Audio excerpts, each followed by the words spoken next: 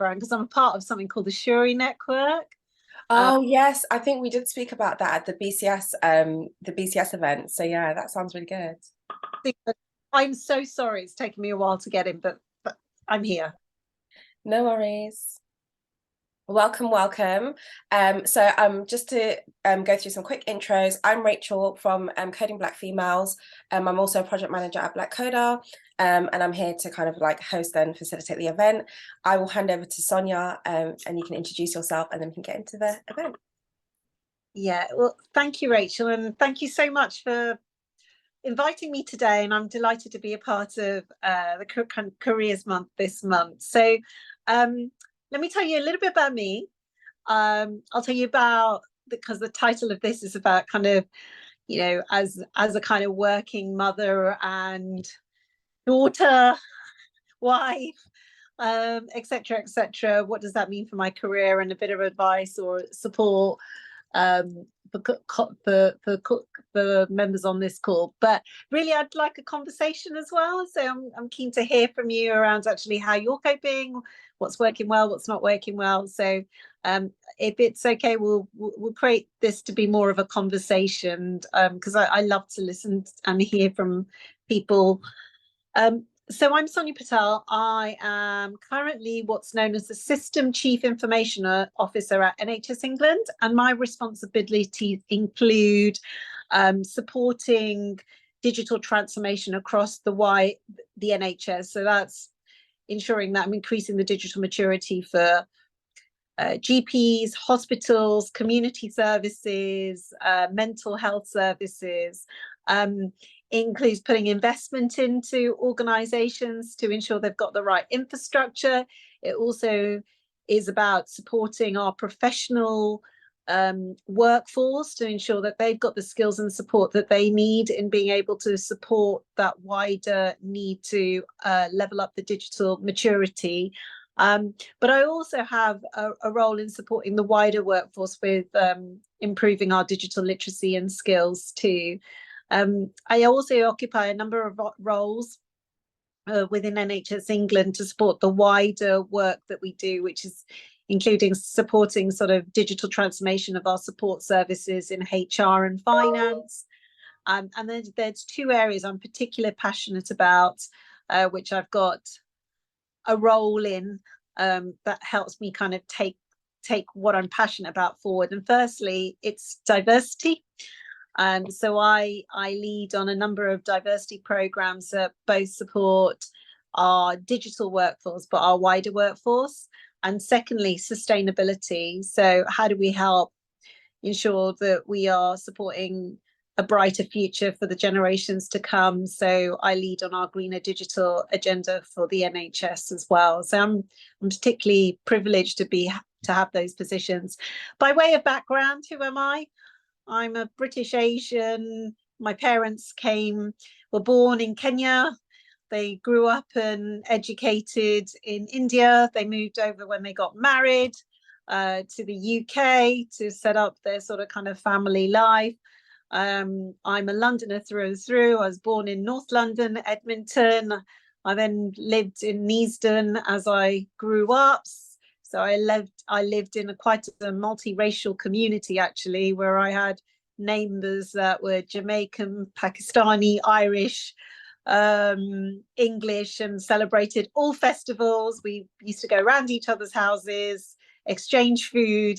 So I feel like I've got a really rich upbringing. I then kind of as I took my education further, I went on to do sort of a degree in pharmaceutical sciences because I didn't quite make it as a doctor. And my Asian parents were a bit disappointed, but that's okay because, every corner of life brings a new opportunity. I then moved into technology and to do a master's in sort of genomics and bioinformatics, which is where I really got my passion for using technology to kind of help the greater good. My first early career was working in pharma, decoding the human genome and writing software to help decode the human genome.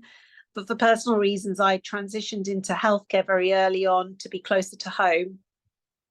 I started off in the NHS as a data analyst, and then I just worked my way through. So I'm a kind of lifer to some extent in healthcare.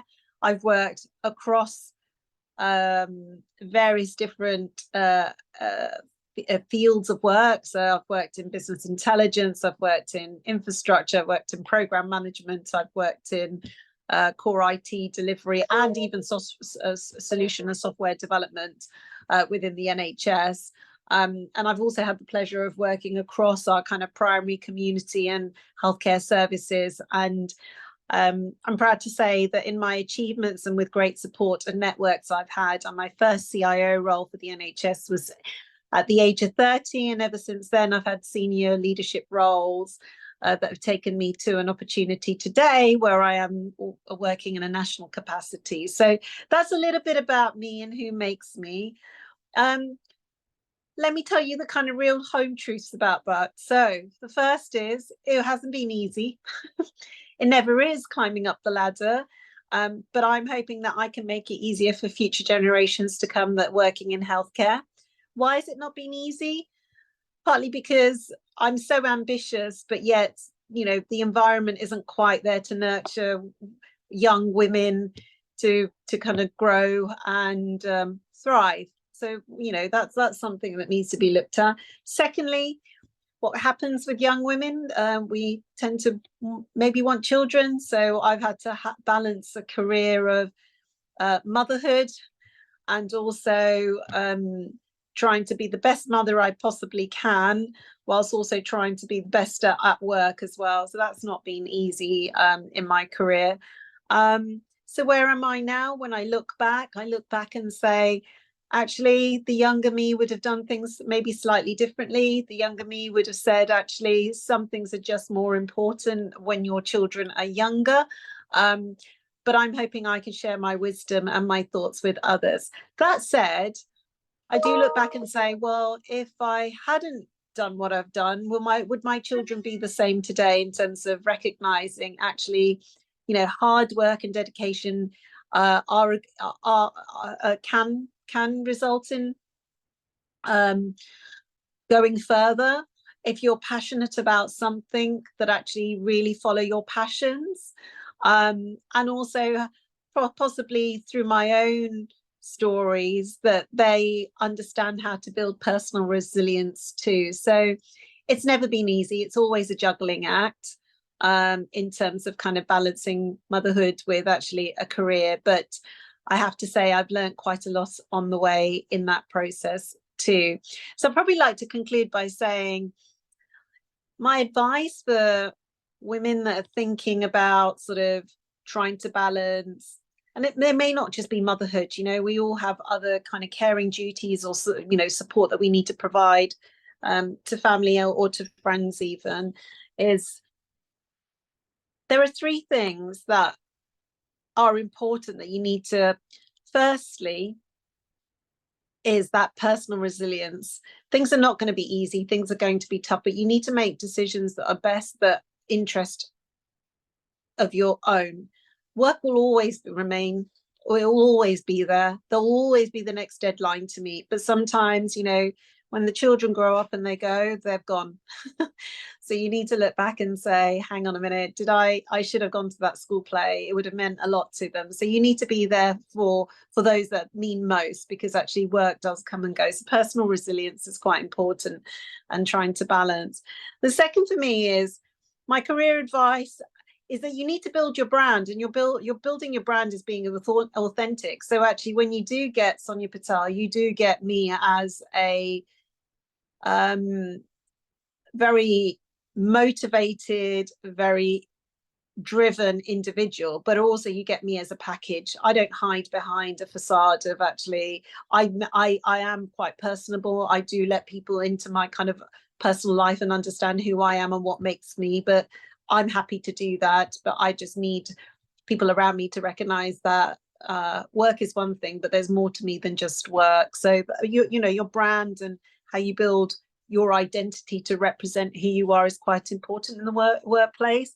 I think the last bit is setting boundaries. Honestly, So setting boundaries in the workplace and is quite important. You know, you could continuously do work after work after work, but also it's not about just doing the work, it's about doing the right things as well. It's not about volume, it's about anchoring the, you know, the things that mean most to you, and going after them is quite important. So yeah, it's never easy juggling.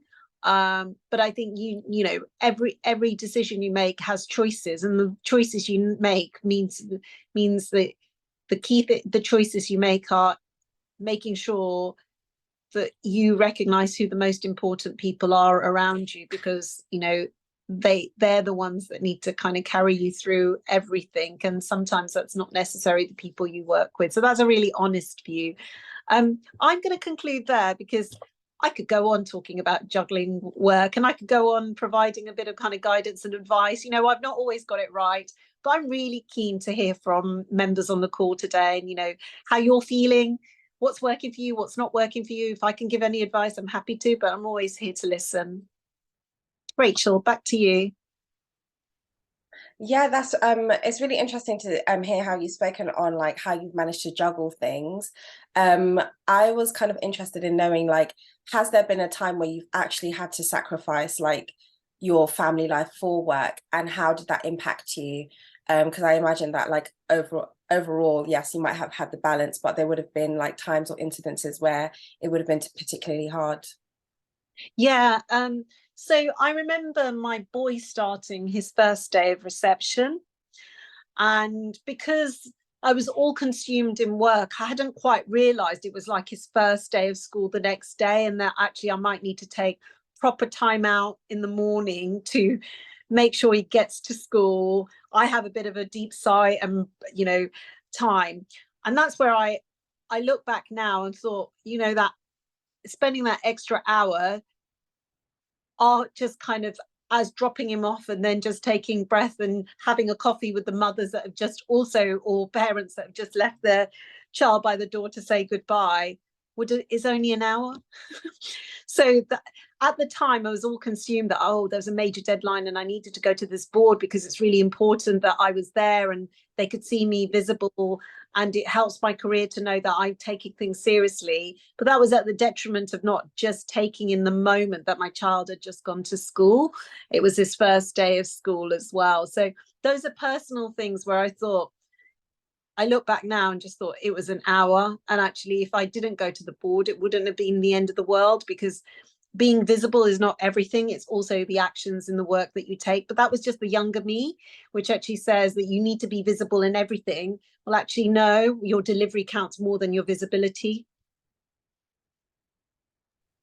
I think that's really valid. I just want to ask, I guess, everyone else in the room, has there been a time for you where you feel like you've been robbed of like progression or like progress at work because of commitments that you've had to kind of balance with work, and it's kind of, you know, taken away from your work, and how it's impacted you as well? Yeah, so there was a period in my life, my children were quite young at the time. So I think I with and this was with my second daughter, I never intended to return so early, at 9 months, but there was almost an opportunity too good to refuse, where my previous manager said, I've got an opportunity for you, come back. And I was like, look, I'll only do it 2 days a week, because I did intend to spend a bit more time on mat leave, with my daughter, recognizing for my son I had gone back too early. Anyway, so I started 2 days a week at 9 months, and that quickly grew to so 3 days, 4 days before she was 12 months. And I was just like, oh my gosh. And what happened was I was just in this unique position where I was getting through the work and I was doing quite a bit. And then they were just landing more and more programs on me. And I think I was a bit embarrassed to ask for more support, because they would have thought, well, she's not good enough if she needs more support. But what was failing is I became a single point of failure on some of these major programs, and I just couldn't keep up with the work. So not only was I taking on the work, I felt like I had to write every minute, every action, then actually delivery on the action, then have these big strategic meetings. And partly because I had to prove my worth as a contractor at the time. And then when I lost grip, and I wasn't there, and everyone started saying, well, it's not working, or why isn't this moving fast? I had people slowly behind the scenes when I wasn't at work because I was with my children on the days off, starting to slide and take work off me because they just thought I didn't have a grip on it. But it wasn't I didn't have a grip. It's right. I just didn't go in with the right strategy and mentality to ask for more support when I needed it and actually raise the risks and issues I needed. But I look back now and say, I see colleagues that are slightly junior to me asking for support, and I recognize actually they're actually doing the right thing because I should have done that when I had the opportunity. So I have had, and these are high profile programs that everybody wanted to, I had taken a failing set of programs, turned them around, and when they were just like getting over the hill of that failure, people were saying, oh, she's losing grip, and they were slowly taken off me, which isn't pleasant. But I think people, this is kind of a genuine, people want to do well, and they will want to aspire to present to do good things as well. And I've had a few of those. In terms of promotion, I think one of the biggest issues I've had, and it's not down to time or capacity, is I think my ambition doesn't quite meet the environment I'm working in, particularly in healthcare. So what do I mean by that? So I was really ambitious and said, look, I could take more senior roles up. They were like, no, because they've seen a perceived sort of kind of fit for that role, which is probably more wise, more patient. As you can tell from my tone of my voice, I speak quite quickly. My thinking is quite quick. And that didn't necessarily fit with typing more of those senior roles as well. So there have been a few occasions where I look back and saying, well, I'm not quite sure that individual in terms of experience and understanding and knowledge and know-how is any different from me. But I do know that there's a certain type which I'm not fitting in. I'm slightly too young, maybe not of the stereotype that's required in that role or seen to be in that role. So that makes me a question, I guess. Like, how do you feel like the working environment and attitudes to working have changed within your industry? Do you feel like, in comparison to, say, like the wider tech industry, the NHS is probably a little bit behind in terms of attitudes to working and kind of like their approach to management? Or would you say that it's sort of in line with the rest of like the industries? It's variable, actually. So firstly, overall in healthcare, we do offer quite a lot of options around work-life balance, consolidated hours, job shares, various opportunities. In reality, the workload sometimes doesn't quite help that sort of arrangement you have. So if you do consolidated hours, sometimes you you may be doing 5 in 4 days, but you will end up the odd day on a Friday just to accommodate other colleagues. So sometimes in practicality those working arrangements don't quite work out as you wish. But we've been doing that as the NHS for some time now.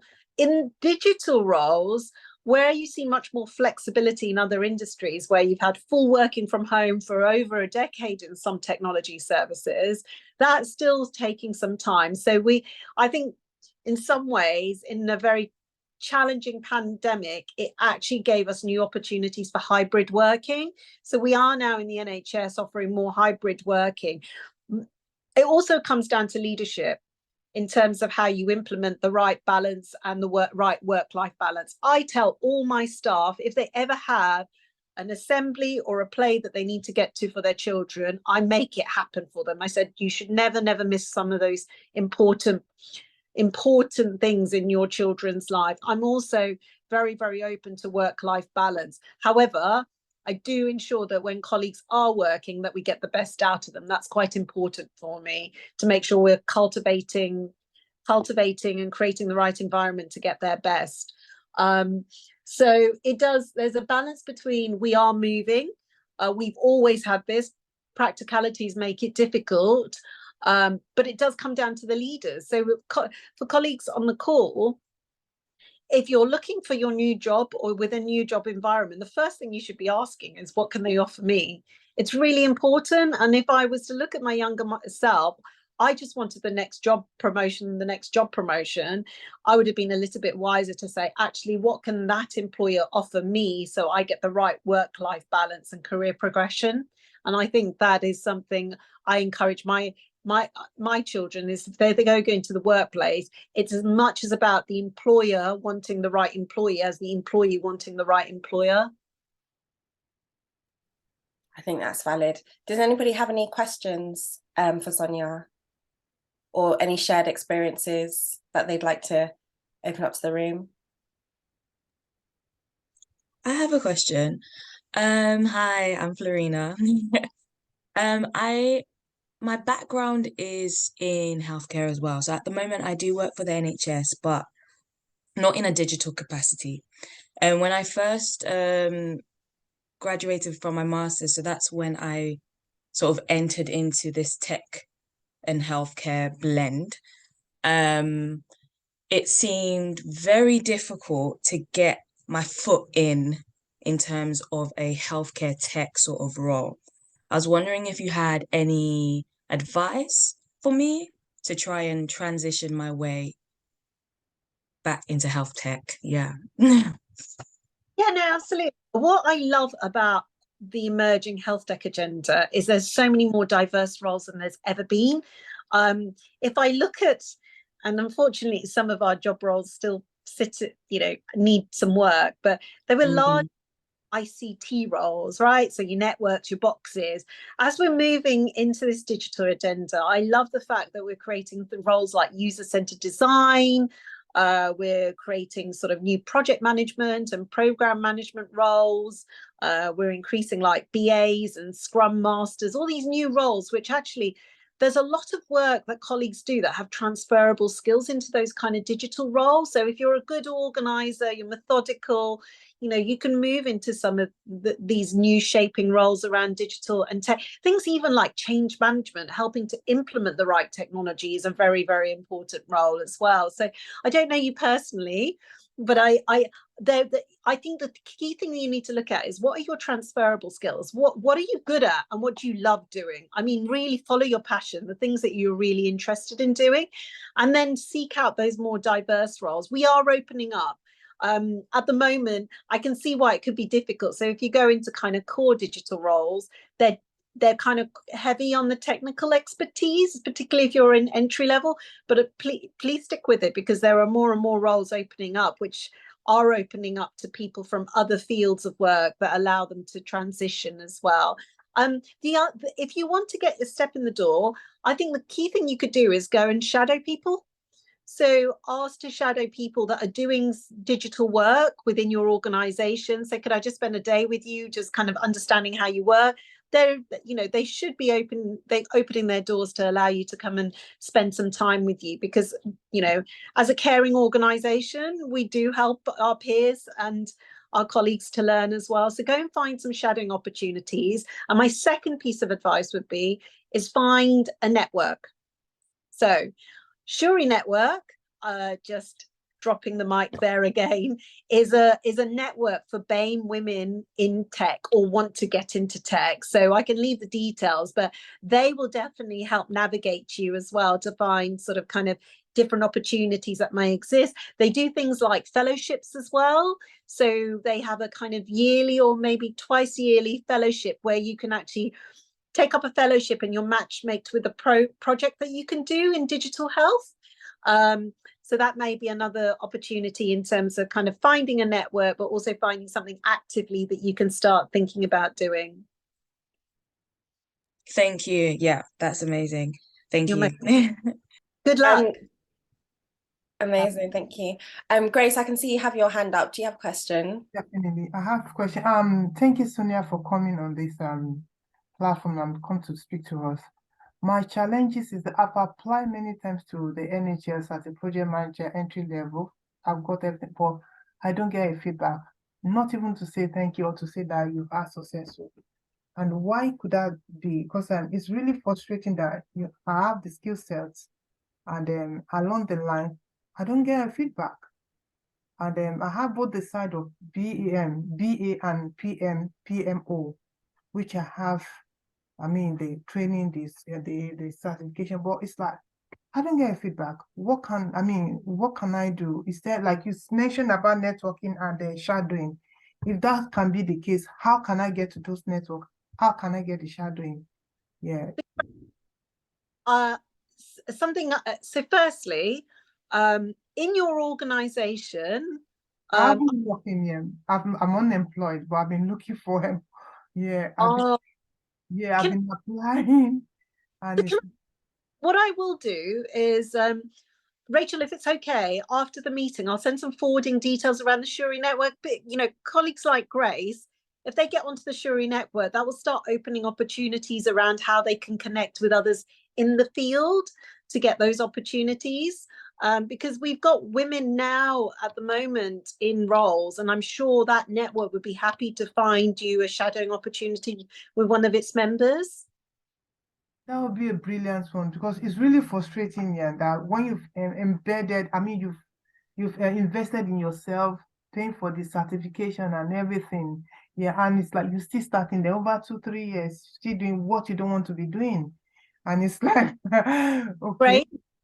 Grace, so the key thing is, if you keep doing the same thing and getting the same result, it's not going to work. So we got to find different avenues. So let's try the Shuri network. Let's see if you can club together with a member there that's actively in the system to try and get your opportunity of shadowing. I will love it so much, Sonia. You're most welcome. And Grace, my only advice to you is keep going. Yeah, it requires a lot of personal resilience. That's what I said. Even me today, I have to hold my personal resilience. I just hope whatever we do to break down those boundaries, just make it easier for future generations, because it shouldn't be this hard. It really shouldn't. Thank you so much. Appreciate that. Hold on to that. I couldn't agree more. I mean, I've seen people who've graduated from our boot camps, and some people get jobs before they finish the boot camp, some people get them a week after, and some people get them like 5 or 6 months later. So what you're saying about personal resilience is so, so key, particularly as a Black woman or woman of other ethnicities, because I guess it's just a harder battle for us, to be honest. So yeah, hang in there, Grace, and good luck with the search as well, definitely. I was just going to sorry, go. Rachel, it shouldn't be, but the fact is it is right now. And exactly. So remember, ladies, we are doing this not just for ourselves, for the future generations. So keeping some level of personal resilience is really important, but also I have to say, don't keep doing the same thing if you're getting the same result and it's not working. You have to find alternative ways, think outside the box, network with people to find creative ideas in which you can actually keep trying creative ideas that try and help you open those doors that you need. Absolutely. Mad, I can see you have your hand up. Well, actually, I wanted to thank Sonia for her intervention, because she's saying so many nice things. Personally, I'm just here actually to listen to you guys, because I've been transitioning to tech 2020, and attending one of the boot camps of the Coding Black Female, and it took 2 years before I got a job. But yes, resilience is important. No, it's not because of the quality of your teaching, not at all. No, it's because I had trouble, because I'm based in France, and France is even far behind England. So yeah, that's it. That's the problem. But I wanted to say something to Grace before I stop. Yeah, she needs to be resilient and not to give up, because once you give up, it's over. If you continue, your skill will be better, and eventually you'll find your dream position. Can I come back? Sorry, actually, that's what led me to Coding Black Female, is just that resilience, that I'm not giving up. That's what I'll keep on learning. Now, I've been with Coding Black Female. I can't code before. I mean, Flo and I were in the same project. The one day that I did one code and the phone was working, it was like a jubilation for me, because I love tech. I did it some time ago, but like you say, having children, my children has grown now. So I come back to it. I've been teaching for about years. But I say, no, your children, you grow up, bye-bye, you've done your best. That's what I want to do now. So that's that resilience that made me come back to coding here, coding Black female. And that's why I hear all what you said and I'm holding on to it. I'm a stubborn person. I tell myself I'm a go-getter. I don't give up easily. So thank you. Lord knows me, she's shaking her head. So I'm that go-getter like that. I don't give up easily. So yeah, I just need to know where to go to. Damn, I'm done. Yeah. Yeah. Can I come on personal resilience? Because people will say, well, how do you maintain personal resilience, right? It's support networks like Coding Black Females, Shuri Network. So almost finding a belonging where, people can help encourage. So, and also, I'd encourage you, surround yourself by positive people. It makes such a big difference. You want people that you're surrounded by that are going to support you and help you, because there's a lot of naysayers. And actually that just, that doesn't help your personal resilience. It brings you down. Yes, you need people that give you objectivity, but yeah, you got to find your tribe. Find the tribe that's going to, lift you up when you need lifting up is so important. The other thing is make sure you fill your personal cup. What I mean by that is work is always going to be there, but you've got to find things that bring you joy in your personal life as well, which then just, emulates when you are trying to progress your career as well. So again, that's why work-life balance is so important, not only to kind of restore yourself and to be able to find, but you need your personal life to be just as positive as well. So investing in that, making sure that brings you joy is really important. Absolutely. I think there's some valid points. Anybody else got any questions? I don't have any other question, but I just wanted to say thank you because you've actually helped me realize, because I can be quite ambitious as well, and I don't want like future planning, like family life to sort of be suffer because of it. So I'm gonna really take on board the fact that I need to also manage that side as well. So actually make time. Like you said, an hour extra isn't going to kill my sort of like career in a way. So managing the two. So I know this sounds odd, but sometimes on my piece of paper, I'll draw a circle and then in 3 parts, right? So I split it into 3 parts. First part is family, home, life, right? Second part is me, and third part is work. And if you can get that equilibrium between the 3 in any given day, then you got it right, right? If you tip the balance any one way, you may not be fulfilling yourself. So just make sure, when you're getting stuck and you're not quite sure, you've got too much of work going on, just look at that, go, am I got the right balance across all those 3? Because also, you can't just do work and family. You need me time as well. That's what I mean. You need to fill your own cup as well. It's really, really important that you look after yourselves.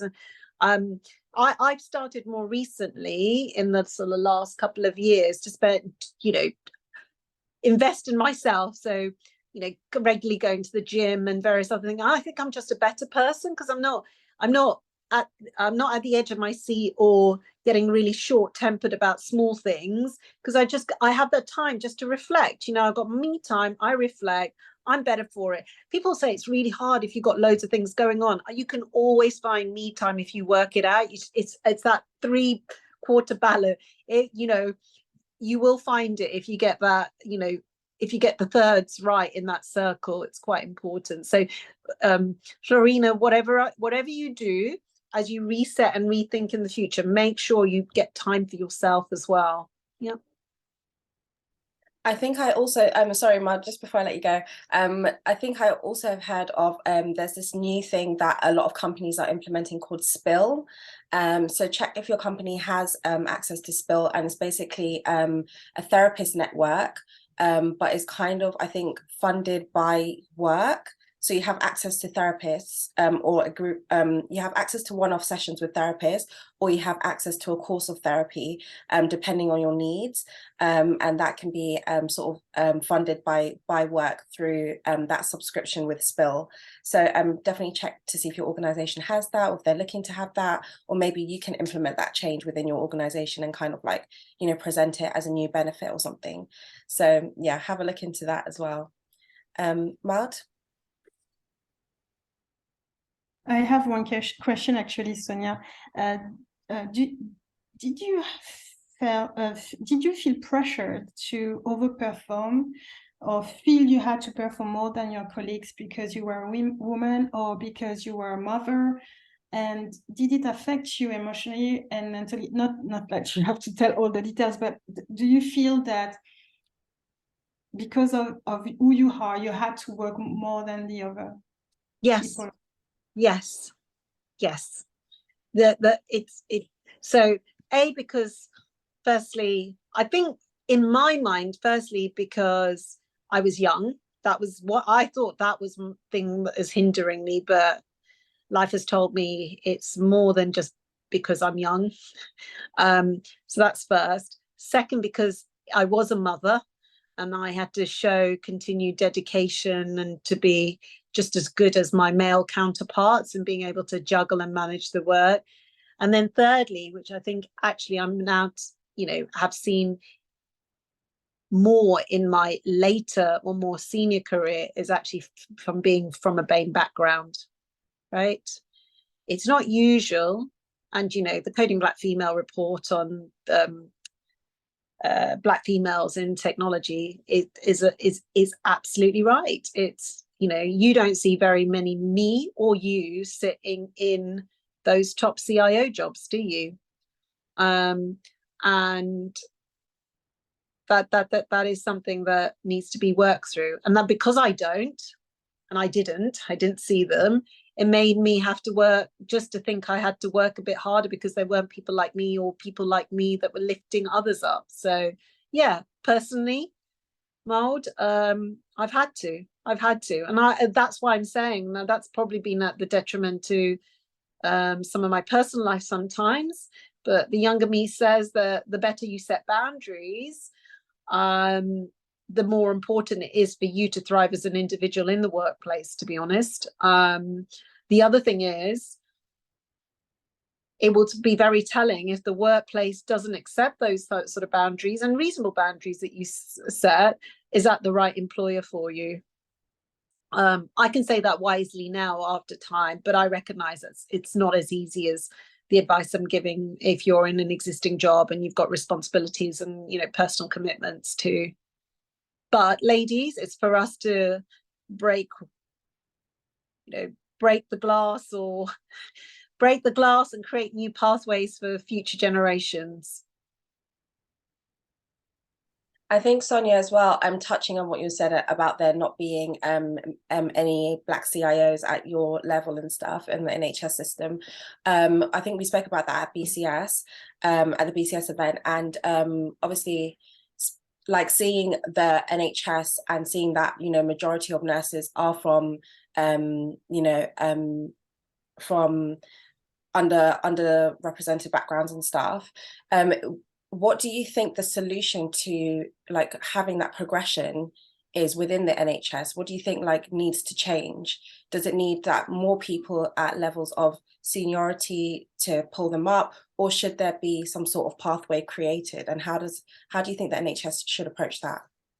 So I think there's a few things that we probably need to do, and this is more personal than what the NHS needs to do. So firstly, we need a few breakthrough senior leaders, don't we, to give the community hope, right?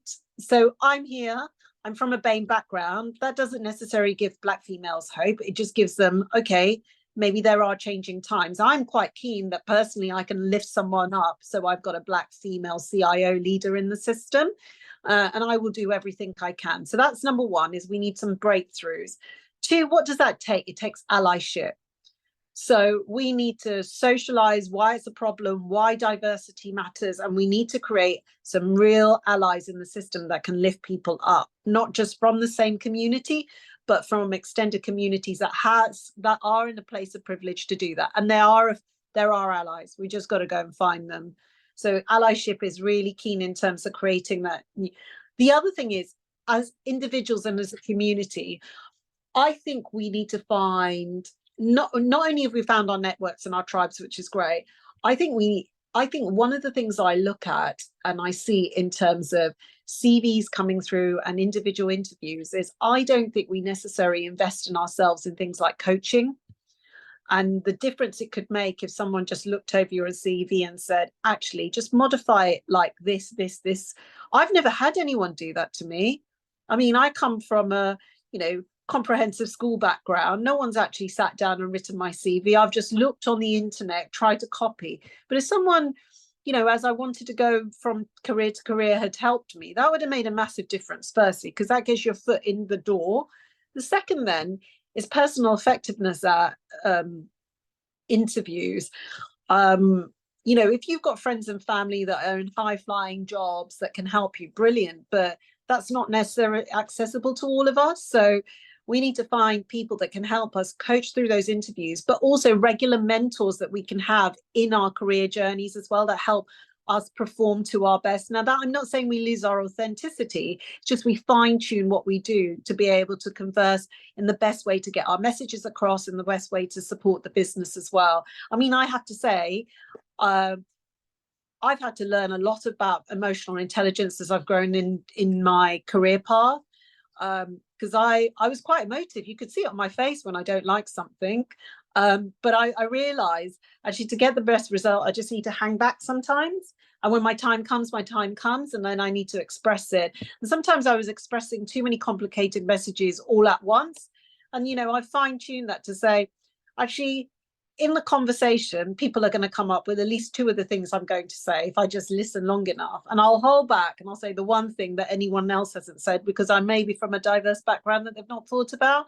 And that seems to be working for me. But in order to do that, you need mentorship and coaching. So one of the things I think we need to encourage is, how do we create it? And these things can be quite costly. So we need to find some of the networks that we're developing is how could they have access to that pro bono mentoring and coaching support over time as well, because that will help. But what I am advocating is we need help for allies, but we shouldn't lose our authenticity in that process. I love that. I think allyship is definitely a huge part of creating that change, I think. Definitely. Any more questions, anybody? I have a question for Rachel. For Rachel now, with what Sonia has said, for we that we are on the cohorts for CBA and CBF now, what is the plan to get us an ally or a coach or mentor in terms of what we are doing? Because like you see now, like it's in specific area of field that each individual is interested to divert into. If you can get someone in that direction, like someone like Sonia, she's with NHS. Those who want to work in the NHS, like me that want to do BA or something like that, now can have a meeting one-to-one into what is the plan for CVS with this. That's my question. Yeah, that's a good question. So we actually do have a mentorship sort of pool that we kind of draw from, and we try and divide our mentors into like technical, career, and also personal as well, so that we're covering all kinds of areas. So that kind of personal development and, keeping your well-being and your mental health in check. And then we also have people who are like how to ask for a pay rise, how to ask for career progressions and a promotion and things like that. And then we also have mentors who deal with like the code and all the stuff in the background. But the thing is, what's actually really hard is that like even though we pair people with mentors and stuff, students still struggle to have the confidence to ask them the questions that they want to ask. There's still a lot of fear, there's a lot of imposter syndrome, and there's just a lot of like confidence building that needs to be done beforehand, and that can be really hard doing it remotely, which is where we're finding like quite a few challenges. So we're trying to increase our number of in-person events that we're having, whether that's with like Code and Chills, whether that's just a hangout type of thing, or whether that's through little fireside chats as well, where we can sort of like have that in-person connection with some of these mentors as well.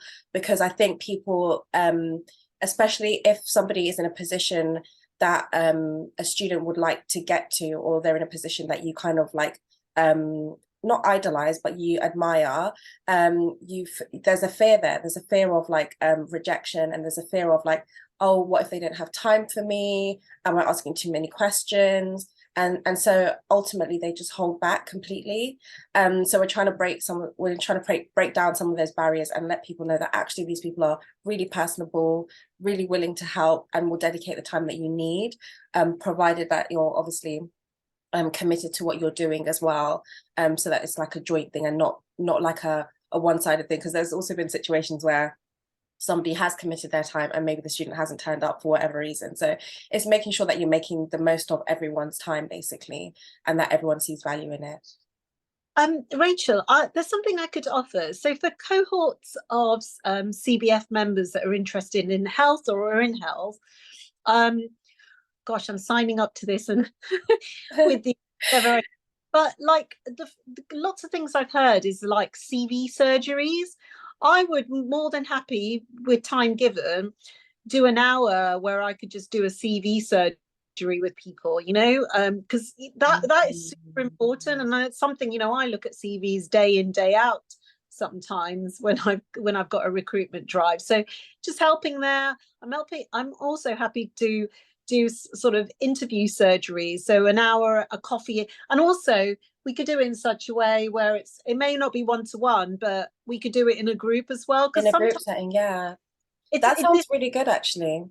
It's about confidence building, but I'm not happy to offer that. Maybe I can't do it February and March, but April time, I'm more than happy if we could hire a venue, maybe BCS we could use, where actually people, you know, over coffee, I could just look at their CVs to help them. I'm happy to do that. Anything I can do, you know. I think my purpose in life is set here to help others, really. And well, it really is. There's no point me just keep going and going and going if I can't help others. It's like, yeah, you know. I think that sounds fantastic. I think a CV surgery would be such a good thing, and April's actually probably a good time, because that's usually the start of a new financial year, and there's usually a huge drive for recruitment around about that time. So I'll definitely speak to you about that offline, and we can get that sorted, definitely. And also, it's a nice to do it in person. I'd love to meet you, Yeah. ladies. Good, yeah. Amazing. I really like spending time with people. I'm the same. I genuinely feel charged from other people. So no, I get that completely. But Maud, you've had your hand up for a while, sorry. No problem at all. Everything was of good quality comment, sorry. Just to come back to Grace, she asked for CBF for mentors and everything, but I don't know if you already started to use social network, because there's people out there that are willing to help. And I just share that because the reason why I have I didn't sign yet, but I'm going to sign, so I can say I have a job, is because of networking, and I found an ally. He's not a black guy, he's a white male, and he just saw my potential, and he's helping me to have the dream job, basically, I ever wanted. So yeah, sometimes you need to reach out to people. And even the previous position I had, my first into tech, it was like that. It was networking as well. So don't underestimate networking. Just connect with people. Like you know what I did every day? I tried to reach out 5 people a day, you know, and just chit chat or comment on their interest that interest me. Of course, I'm not like, and it works. It really works. And also the fact that you need to build self-confidence. You have proven that you are deserving that job because you have you have been a mother, and then you transition, you're a warrior. So you need to actually live that, you know, and you know. Yeah, Yeah. thank you, Modern. When you say the network, which network are you talking? I need to be clear about that. Yeah, if you can I'm using, sorry, for me, please. LinkedIn, and I actually I have connected with many different people from many backgrounds, and also in US and in Europe, and now here in Asia, and you know, it's really working. Like I may because I didn't say I'm kind of shy because you know, but yeah, it was confirmed by the team that I was joining the team, so it's okay. I may become a blockchain developer. You know, I transitioned into tech only 2 years, and now I have this job where I can actually do the things I like, and just because of networking, speaking to people, you know, and you know. So LinkedIn is a good one, but you can. I know there's one for special for Black people in. It's the LinkedIn for Black people. I don't remember the name, but I you know, there's many other networks you can have. Also Telegram, if you join the right groups. Thank you for that information. I really appreciate you, Maud. Thank you. So I think that brings us to time. I've got to get on very shortly, but oh, this is brilliant. Look, this brings me joy on Friday. If I can help just a few ladies to do well, Rachel, I've given you an offer. I've shared my plotted history and how I've got to where I've got to, and you know, it's not a linear or straight path. It's a journey, right? Absolutely. And thank you so much for your time, Sonia, and thank you to Grace, Ogachukwu, Florina, Mal for joining us. And I think Flo just dropped, no, somebody else, sorry, I forgot her name. She's just dropped off as well, but thank you all so much for joining us. It's been a pleasure. Oh, absolutely. Pleasure's mine. Thank you so much, and have a great afternoon, and